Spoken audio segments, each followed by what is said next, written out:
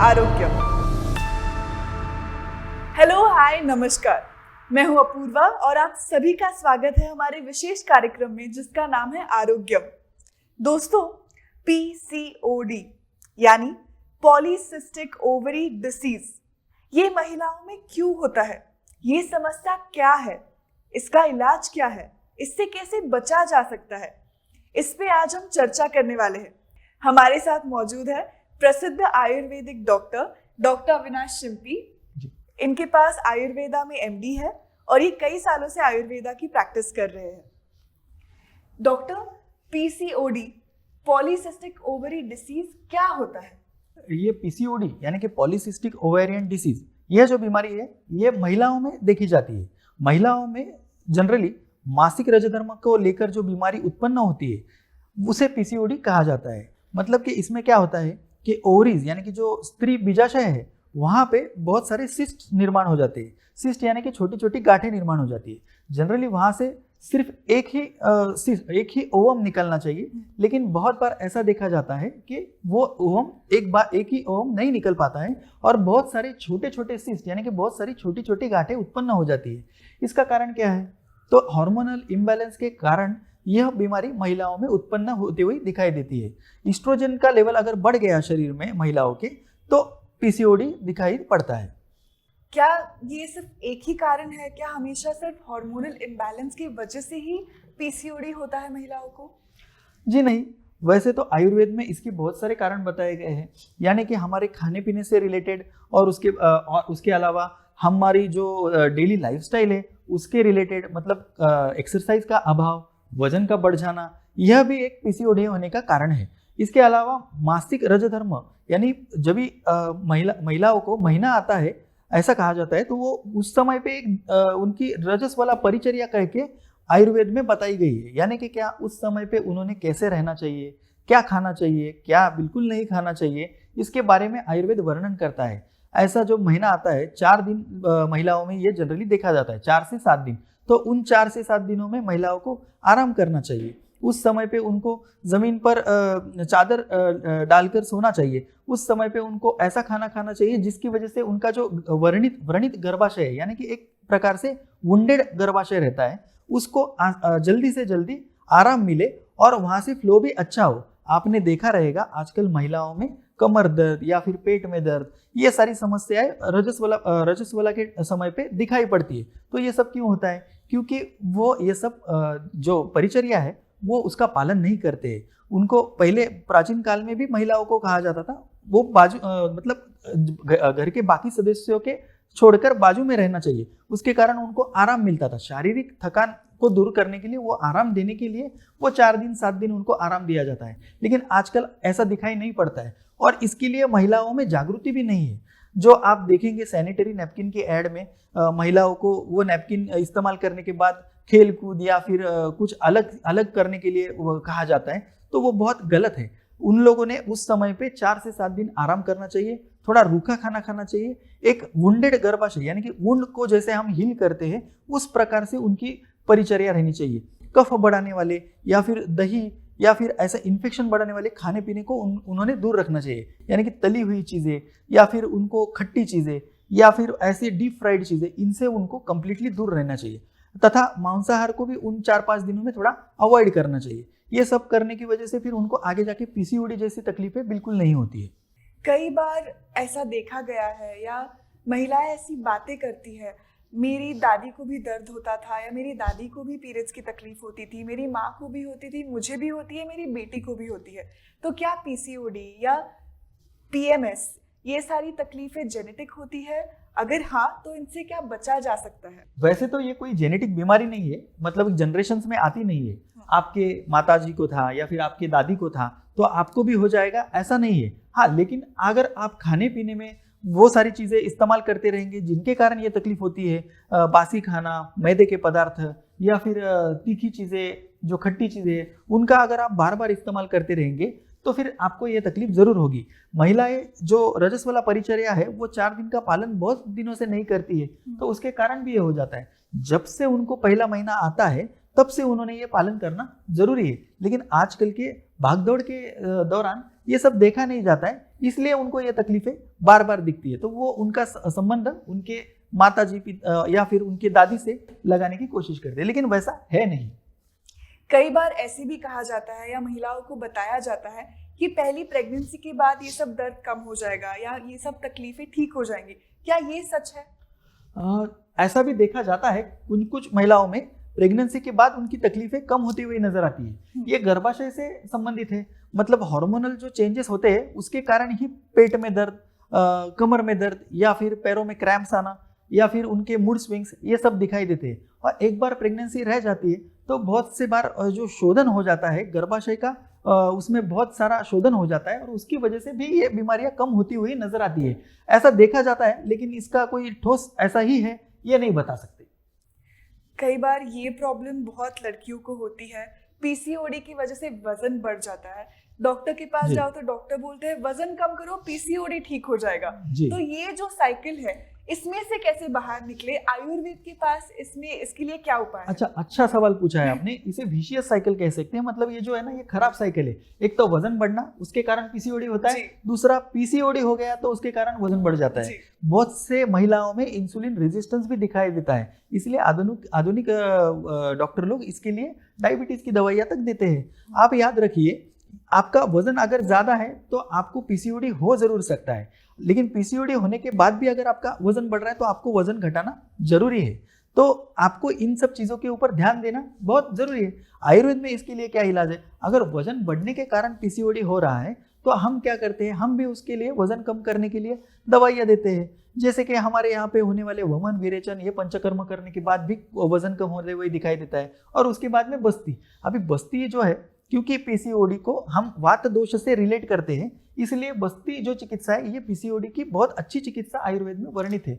PCOD में जो cyst formation होते हैं ये वात के कारण होते हैं, ऐसा हम उसका एक संबंध आयुर्वेद के हिसाब से लगाते हैं। तो उसके लिए बस्ती जो अगर करेंगे, सहचार आदि तेल की बस्ती करेंगे, धानवंतर तेल की बस्ती करेंगे, तो उसके बाद में यह बीमारी कम होती हुई नजर आती है।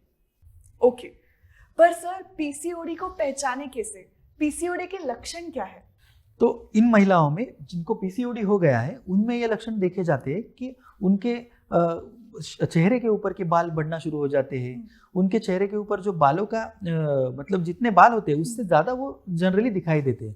उसके अलावा उनके बाल झड़ना शुरू हो जाते हैं। इसके अलावा उनको मासिक रजोधर्म जो है, जो महीना आता है, उसमें इरेगुलरिटी यानी अनियमितता दिखाई देती है, या फिर उनको उस समय पे बहुत ज़्यादा पेट दर्द या कमर दर्द ऐसे लक्षण भी दिखाई देते हैं। इसके अलावा भी पीसीओडी की वजह से उनमें बहुत सारे लक्षण दिखाई पड़ते हैं। तो ऐसे समय पे उनको जब भी इरेगुलर मेंसेस वगैरह आना हो जाते हैं, मतलब महीना टू महीना उनके मेंसेस नहीं आते, तो उन्होंने तुरंत इसकी चेकिंग करनी चाहिए। तो पीसीओडी की जांच कैसे करें? तो सोनोग्राफी यह पीसीओडी की सही जांच है। अगर आप नज़दीकी डॉक्टर की सलाह से सोनोग्राफी कर ले तो आपको तुरंत समझ में आ जाएगा कि आपको पीसीओडी है या नहीं है। क्या आयुर्वेद के पास कोई दवाई है जिससे पीसीओडी हमेशा के लिए जा सकता है?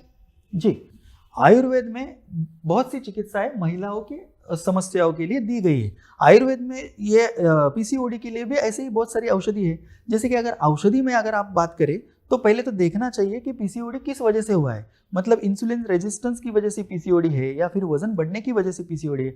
आपको आश्चर्य होगा कि कुछ कुछ महिलाओं में वजन कम होने के कारण भी पीसीओडी दिखाई देता है। गर्भाशय की जो आरोग्य है वो अगर अच्छा नहीं रहेगा तो पीसीओडी होना या फिर गर्भाशय के अलग अलग बीमारियां होना, मासिक रजोधर्म की अनियमितता, ये सब दिखाई पड़ते हैं। तो ऐसे समय में आयुर्वेद क्या कहता है? ऐसे समय में आयुर्वेद आपको औषधियाँ जो बताता है उसमें शतावरी का आपको अंतर्भाव करना चाहिए। सहचर नाम की एक औषधि है, वह भी इसके लिए बहुत अच्छी है।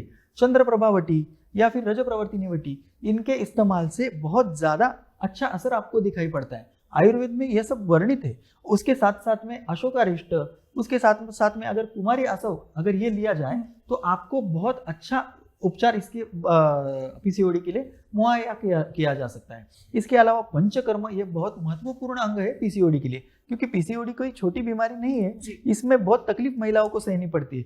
तो ऐसे में उनको तुरंत अगर बस्ती की जाए, अगर उनकी मासिक रजोधर्म अगर अनियमित हो रहा है तो उनको अगर तुरंत बस्ती दी जाए तो वो नियमित होने में मदद होती है। और जो सिस्ट फॉर्मेशन है, जो गांठें बन रही है, उसमें बहुत कम मतलब बहुत अच्छा उसमें गांठ न बनती है और सिस्ट फॉर्मेशन कम हो जाता है। तो पीसीओडी पूरी तरह से ठीक हो सकता है आयुर्वेद से।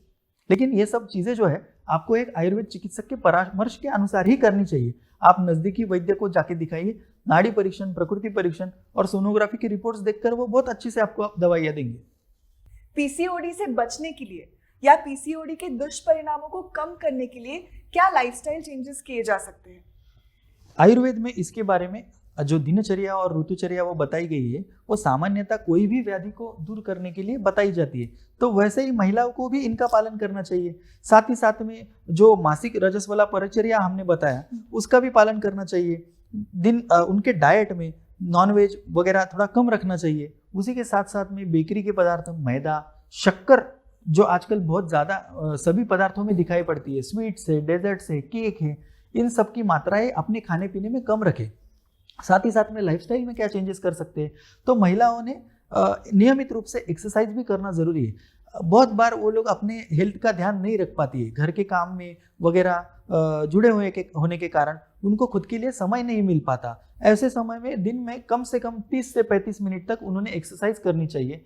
जो सूर्य नमस्कार है जिसके 12 स्टेप्स है, वो पूरे 12 स्टेप्स के साथ में सूर्य नमस्कार करनी चाहिए। उसमें बहुत सारे आसन है जो अपने एब्डोमिनल मसल्स को स्ट्रांग करता है, गर्भाशय के मसल्स को स्ट्रांग करता है और उसके कारण उनको पीसीओडी से बचने में मदद हो सकती है। ओवरीज को जो सिस्ट बनते हैं उसके वो नहीं बनते हैं। और ऐसे में अगर आप आयुर्वेद का लाइफस्टाइल और डाइट ये अगर फॉलो करेंगे तो बहुत सारी महिलाओं को पीसीओडी में लाभ हो सकता है। जी बिल्कुल। क्या कोई ऐसी दवाइयाँ है या ऐसी कोई ड्रग्स है जिनके साइड इफेक्ट की वजह से पीसीओडी बढ़ सकता है या पीसीओडी हो सकता है? जी बहुत अच्छा आपने जो पूछा। आजकल महिलाएं, युवतियाँ कॉन्ट्रासेप्टिव पिल्स का बहुत इस्तेमाल करती है। इसके बारे में वो ज़्यादा सोचती नहीं है। कॉन्ट्रासेप्टिव पिल्स अगर बहुत ज़्यादा मात्रा में इस्तेमाल किया जाए तो हार्मोनल इम्बैलेंसेस होने लग जाती है शरीर में। महिला के शरीर में जो मासिक उसका रजधर्म है, आप अगर देखेंगे पुरुषों में ये सब नहीं है। जो गर्भाशय है वो स्त्री को अलग बनाता है पुरुष से, और उनका जो 28 दिन का जो साइकिल है वो पूरा अगर आप देखेंगे वो हार्मोन से पूरा जुड़ा हुआ है। एक बार उनको महीना आने के बाद अलग हार्मोन्स रहते हैं, फिर उनके वो जो महीना हो जाने के बाद पहले जो 14 दिन में है उनको अलग हार्मोन्स रहते हैं, जिसके कारण क्या होता है कि स्त्री बीज निर्माण होता है।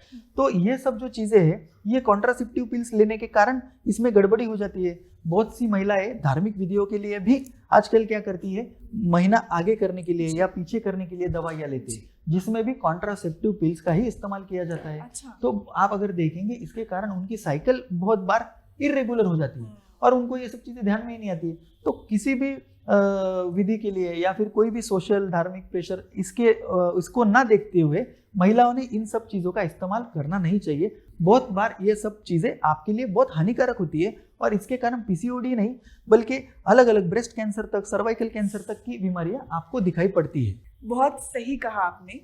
कई बार महिलाओं की समस्याओं को नज़रअंदाज किया जाता है। पीसीओडी, पीएमएस, पीसीओएस, इन सबको सीरियसली नहीं लिया जाता। अगर इन सबको इग्नोर किया जाए तो उसके क्या साइड इफेक्ट्स हैं, आगे जाके क्या प्रॉब्लम्स आ सकती है? जी, महिलाओं की पीसीओडी से जैसी पीएमएस जैसी जो समस्या है, ये जो समस्या है अगर इनको बार बार अगर दुर्लक्ष्य किया जाए या फिर पेन किलर वगैरह चीजें जैसे इस्तेमाल की जाए तो उनमें क्या होता है कि गर्भाशय कमकुवत होने लग जाता है। अगर वो नव युवा विवाहित तरुणी है तो उनमें इनफर्टिलिटी देखा जा सकता है। और ये सब आगे चलता गया, 1-2 बच्चे के होने के बाद अगर ये सब चीजें हो रही है तो बहुत से बार क्या होता है, महिला इसमें नजरअंदाज कर देती है ये सब चीजें। उनको लगता है अभी 1-2 बच्चे हो चुके हैं, मुझे इसकी कोई चिंता नहीं है। लेकिन महिलाओं के लिए जो मासिक रजधर्म है वो 45 से लेकर 55 साल तक आना ये नेचुरल है। अगर ये ऐसा नहीं होता और उससे पहले अगर वो जा रहा है, मतलब मेनोपॉजल एज जो है अर्ली हो रहा है, तो उसके कारण उनको बहुत सारी गंभीर बीमारियों का सामना करना पड़ सकता है। तो उनमें आगे जाके मेंटल क्लिनिकल डिप्रेशन, फिर सुसाइडल थॉट्स या फिर अनवांटेड हेयर्स चेहरे पे या फिर मोटापा बढ़ जाना, यहाँ से लेके आपको उनके में cancer, cervical cancer, breast cancer, ये जो गंभीर बीमारियां हैं ये भी देखी जा रही हैं। तो इन सब के पीछे जो कारण है वो इनसे जरूर जुड़े हुए हैं, क्योंकि ये सब जो है वो लाइफस्टाइल चेंजेस के कारण, खाने पीने के कारण या फिर ये जो बीमारियां है इनको नज़रअंदाज करने के कारण हो रही है। तो महिलाओं की कोई भी बीमारी हो, आपको उसको नज़रअंदाज नहीं करना चाहिए। नज़दीकी वैद्य की सलाह से उसके ऊपर तुरंत आपको ट्रीटमेंट करनी चाहिए। आयुर्वेद में ऐसी बहुत सी दवाइयाँ हैं, पंचकर्मा है, यहाँ तक कि डाइट और लाइफस्टाइल करेक्शन के लिए मार्गदर्शन है।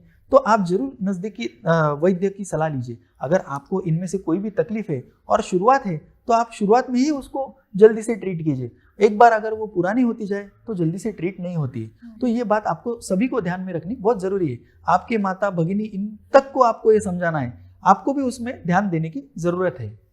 जी बिल्कुल, बहुत सही बात की आपने। Thank you doctor, thank you so much. आप यहाँ आए, आपने हमें अपना कीमती समय दिया। Thanks a lot. जी चलिए अब अपने दोस्त और होस्ट को इजाजत दीजिए, फिर जरूर मिलेंगे आरोग्यम के अगले एपिसोड में। तब तक ख्याल रखिएगा। Take care. नमस्ते।